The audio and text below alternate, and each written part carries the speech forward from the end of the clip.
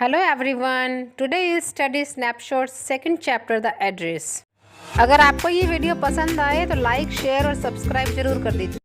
This is a story of human predicament that follows war. It talks about visit of the narrator to Holland after the war and in search of mother's belongings after the war. अब यहाँ पर narrator हमें बताते हैं कि वो अपनी mother की बिलोंगिंग्स लेने के लिए जाते हैं हॉलैंड में वापस, जहाँ पर वो पहले रहते थे. और वो कब जाते हैं? वॉर के बाद. यहाँ पर वॉर का मेंशन किया गया है. ये कौन सी वॉर है, कौन सी युद्ध है? ये वॉर थी हिटलर के टाइम पे, जब नाजीज और ज्यूज़ के बीच में वॉर थी और जो ज्यूज़ थे उन्हें कंसंट्रेशन कैंप्स में भेजा जाता था. अब कंसंट्रेशन कैंप्स क्या थे? Concentration camps was the place where the Jews were tortured and they were treated very badly. और वहाँ पर कंसंट्रेशन कैंप्स में जाने के बाद बहुत कम ऐसे लोग थे जो सर्वाइव कर पाते थे और वापस आ पाते थे. जो नरेटर हैं वो उनमें से एक ऐसे हैं जो वहाँ से वापस आ सके थे, लेकिन सिर्फ और सिर्फ नरेटर ही वापस आ पाए थे, उनकी फैमिली नहीं. A cold reception. So now we start with the first visit of the narrator at Mrs Darling's place. Mrs Darling वो वुमेन हैं जहाँ पर नरेटर जाती हैं अपनी मदर की बिलोंगिंग्स लेने के लिए. Narrator goes to house number 46 Marconi Street and the narrator introduced herself as daughter. वहाँ पर जब नरेटर जाती हैं मार्कोनी स्ट्रीट में हाउस नंबर 46 में, और वहाँ पे वो अपने आप को इंट्रोड्यूस करती हैं एज एस डॉटर, जैसे एस की बेटी. उनकी मदर जो थी वो मिसिस एस के नाम से जानी जाती थी. अब वो जब वहाँ पर जाती हैं, first she rings the bell and then a women comes out. जो वुमेन थी वो थी मिसिस डॉर्लिंग. वो जैसे ही डोर पे आती हैं वो डोर को अच्छे से भी नहीं खोलती हैं और वो नरेटर को बिल्कुल भी वेलकम नहीं करती हैं. तो नरेटर अपने आप को इंट्रोड्यूस करती है कि मैं मिसिस एस की बेटी हूँ, और उसके बाद जो वो वुमेन है Mrs Darling, she shows no sign of recognition on her face. वो अपने फेस से बिल्कुल भी साइन नहीं दिखाती कि वो नरेटर को जानती हैं या उनसे पहले मिली हुई हैं. तो इसके बाद नरेटर उन्हें बताती हैं कि I have come from a long way just to meet you. और नरेटर अपनी मदर का कार्डिगन भी पहचान लेती हैं जो उस मिसिस डॉर्लिंग ने पहना हुआ है. और मिसिस डॉर्लिंग उनसे पूछती हैं, okay so have you come back? I thought that no one has come back. तो वो कहती हैं कि मुझे लगा था कि कोई भी कंसंट्रेशन कैंप से वापस नहीं आ पाएगा, क्या तुम वापस आ गई हो? तो नरेटर कहती हैं, yes only I have come back not my family, कि ओनली मैं आई हूँ, मेरा परिवार नहीं आया है. अब ये सुन के जो मिसिस डॉर्लिंग है वो कोई भी रिकग्निशन नहीं दिखाती हैं और कोई रिस्पॉन्स भी नहीं देती हैं. तो अब नरेटर को एक सेकंड के लिए लगता है that may be she has come at the wrong place, but to assure herself she sees that the women wearing her mother's green knitted cardigan. अब नरेटर को लगता है कि शायद वो गलत जगह आ गई हैं, लेकिन जब वो अपनी मदर का ग्रीन निटेड कार्डिगन देखती हैं तो उन्हें यकीन हो जाता है कि वो बिल्कुल सही जगह पर आई हैं. Now the women Mrs Darling says that you can come at some other time, I don't need to talk to you right now. तो जो वुमेन है मिसिस डॉर्लिंग वो कहती हैं कि तुम कभी और आ जाना, मुझे तुमसे अभी कोई बात नहीं करनी. वैसे प्रिटेंड करती है कि घर में कोई और भी है जो इनके बात करने से डिस्टर्ब हो जाएगा, और इसके बाद वो डोर बंद कर देती हैं. और अब जो नरेटर है वो यह प्लेस छोड़ देती हैं, मतलब यहाँ से चली जाती हैं. Memories of previous days. जब वो स्टेशन की तरफ जा रही होती हैं नरेटर, तो वो अपनी मेमोरीज में बहुत ज़्यादा लॉस्ट होती हैं, खोई हुई होती हैं. She doesn't look at the surroundings, she doesn't want to look anybody. वो अपने सराउंडिंग्स में जो भी लोग हैं, जो भी जगहें हैं, उन्हें नहीं देखना चाहती. वो उन्हें क्यों नहीं देखना चाहती? क्योंकि वो सारी जगहें जो थी वो उनकी पास्ट लाइफ को रिजेंबल करती थी. उन्हें अपनी पास्ट लाइफ याद आती थी. वो हैप्पी टाइम उन्हें याद आता था जो उन्होंने अपने फैमिली के साथ, अपने फ्रेंड्स के साथ स्पेंड किया था. और वो उन सबको याद नहीं करना चाहती थी क्योंकि वो सब यादें उन्हें बहुत पेन देती थी, बहुत हर्ट करती थी. सो आफ्टर दैट नरेटर एक इंसिडेंट याद करती हैं जब उनकी मदर ने उन्हें मिसिस डॉर्लिंग का एड्रेस दिया था. नरेटर जब एक दिन अपने घर आती हैं तो वो क्या देखती हैं कि उनके आसपास की जो सराउंडिंग्स है ना वो बहुत ज़्यादा चेंज हो चुकी थी. बहुत सी ऐसी चीज़ें थी जो मिसिंग थी. अब नरेटर अपनी मदर से पूछती हैं कि बहुत सी चीज़ें यहाँ से गायब हैं, वो कहाँ चली गई? तब उनकी मदर उन्हें बताती है कि मिसिस डॉर्लिंग जो हैं वो हर विजिट पर एक एक चीज़ अपने साथ ले जाती हैं ताकि वो उन्हें सेव कर सके, मतलब इसीलिए वो उनके घर पर आती थी। Now the narrator says who is Mrs Darling, I have never heard about her, कि ये मिसिस डॉर्लिंग कौन है, मैंने तो इनके बारे में कभी नहीं सुना। तो इसके बाद नरेटर की मदर उन्हें बताती हैं she is an old acquaintance of mine and she takes away all the valuable things to preserve it.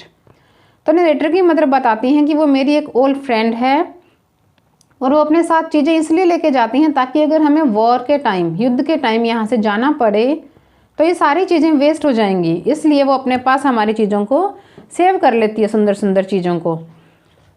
And Mrs Darling going out with a heavy suitcase, है ना। तो नरेटर याद करते हैं कि एक दिन जब मिसिस डॉर्लिंग उनके घर से एक हैवी सा सूटकेस अपने साथ लेके जा रही होती हैं। In a meanwhile the narrator only sees a glimpse of her face. तो नरेटर जो हैं उन्हें मिसिस डॉर्लिंग का फेस हल्का सा दिखाई देता है और उनकी ब्रॉड बैक दिखाई देती है। तो ये देखकर नरेटर जो है वो अपनी मदर से पूछते हैं कि ये कहाँ पर रहती हैं, क्या इनका घर दूर है। तब नरेटर की मदर उन्हें बताती हैं कि मिसिस डॉर्लिंग जो हैं वो हाउस नंबर 46 मार्कोनी स्ट्रीट में रहती हैं। अब यही वो सब पॉइंट था जब नरेटर को एड्रेस पता चलता है मिसिस डॉर्लिंग के बारे में। अब पोस्ट वॉर मतलब युद्ध के बाद, नाउ पोस्ट वॉर, वॉर जो है वो ख़त्म हो चुका है, वॉर एंडेड हो चुका है, एवरीथिंग बैक टू नॉर्मल, सब कुछ नॉर्मल हो चुका है। Narrator didn't had courage to go in search of her mother's belongings. Narrator नहीं जाना चाहता था, हिम्मत भी नहीं कर पा रही थी नरेटर अपनी मदर की बिलोंगिंग्स लेने जाने के लिए उस स्ट्रीट में, उस जगह पर। बिकेम क्यूरियस वन डे, लेकिन एक दिन वो बहुत क्यूरियस हो जाती है अपनी मदर की बिलोंगिंग्स के बारे में। Felt an urge to see and touch them, मतलब ऐसा इच्छा रखती है कि मैं उन चीज़ों को देखूं और छूं जो मेरे बचपन की, जो मेरी मदर की यादें हैं। And went at that address, और वहाँ पर वो उस एड्रेस पर चली जाती है। कौन से एड्रेस पर? मार्कोनी स्ट्रीट में। द सेकेंड विजिट, नाउ अब सेकेंड विजिट जो थी उसके लिए नरेटर निकलती हैं अपने घर से। अब हमें पता है कि उनकी जो पहली विजिट थी उसमें तो मिसिस डॉर्लिंग से बात नहीं कर पाए थे। इनफैक्ट जो मिसिस डॉर्लिंग थी उन्होंने नरेटर को अपने घर में भी नहीं आने दिया था, ना ही वो कोई अपनी बिलोंगिंग्स ही ला पाई थी। मतलब नरेटर जो है वो कुछ भी नहीं लेकर आ पाई थी, उनसे अच्छे से बात भी नहीं कर पाई थी। अब इसके बाद सेकंड विजिट के लिए जब नरेटर उनके घर पर जाती हैं, जब सेकंड विजिट के लिए उनके घर पर जाती हैं तो वो वहाँ पर उन चीज़ों को बहुत फेमिलियर पाती हैं। जैसे वो क्या क्या चीज़ें देखती हैं वहाँ पर कि क्योंकि पहला तो वेन हो ही गया था उनका, व्यर्थ ही हो गई थी उनकी पहली विजिट। तो अब वहाँ पर एक जो 15 ईयर्स ओल्ड गर्ल होती है उसने वहाँ दरवाज़ा खोला, मतलब दरवाज़ा खोलने के लिए वहाँ पर आई। उसकी मदर जो थी वो घर पर नहीं थी। तो नरेटर ने देखा वहाँ पर क्या, जब वो नरेटर वहाँ से अंदर जा रही थी, उसके घर के अंदर जा रही थी, तब नरेटर ने वहाँ पर कुछ ऐसी चीज़ें देखी जाते जाते ही अंदर जो ओल्ड फैशन्ड थी। जैसे कैंडल होल्डर था, कुछ स्पून्स थे, कुछ बहुत सारे सामान थे। तो वो अब उसमें क्या करती हैं कि तो वो उसमें क्या करती है, उसको पहचान लेती है ना, कि नरेटर ने कभी इनको यूज़ नहीं किया था क्योंकि ये जो होल्डर था ये बहुत ही हैवी था, because it was much heavier than candle stick, कि कैंडल स्टिक से बहुत ज़्यादा हैवी था। और नरेटर ने वहाँ पर अपने आप को उन फैमिलियर चीज़ों के बीच में पाया। जब वो उस लेडी के घर जाती हैं तब वो ये सब कुछ देख लेती हैं। And so things of her formal life, मतलब उनकी जो पहले वाली लाइफ थी उसमें सारी चीज़ें जो थी उनकी जानी पहचानी थी, वो सारी चीज़ें उसके घर पर उसे दिखाई दे रही हैं। कौन कौन सी चीज़ें?